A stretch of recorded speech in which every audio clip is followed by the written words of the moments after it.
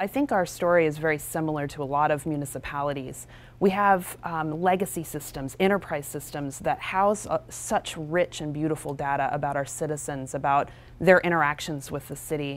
And the thing that has been very beautiful about this opening of our data is that all of that was locked in systems that even internally people would have a problem getting access to. It would be the process of asking a colleague that you just happen to know in another department, hey, do you have that data? I need that to understand what's going on with the service I'm providing. And so disparate systems housed in different departments, and having access to that data was a relatively difficult task for any individual staff person. And so what Open Data has done for us is really allow a centralized repository where internally we can take steps toward solving solutions across departments by looking at each other's data. We have a budget system that we've been using for quite some time. Fiscal officers, budget analysts are familiar with how to mine data out of the system.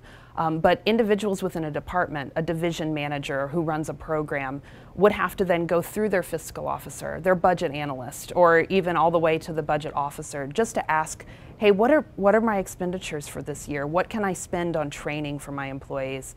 What do I have for a specific program? And this way, we have our line item budget. That was our first data set to launch in conjunction with our budget cycle. This way, anyone can go out and access data on their individual program. They can look across departments. They can look at other programs and say, well, what did they get for training? I want to have as much as they did. And so this way, it sort of evens the playing field. It allows access to the most minute account level data for our internal users. And I think that's been a really innovative thing for us. You know, it seems something that should have been done years ago, but allowing access and freeing up the information about line item budgets for our staff members it's been very good for the organization. Our 311 service request data is also available, so that would allow anyone to look at their specific area of interest within City Hall, but then also test assumptions about, well, I think that there's a connection between cases of illegal dumping and complaints about rats in neighborhoods, rodent control issues.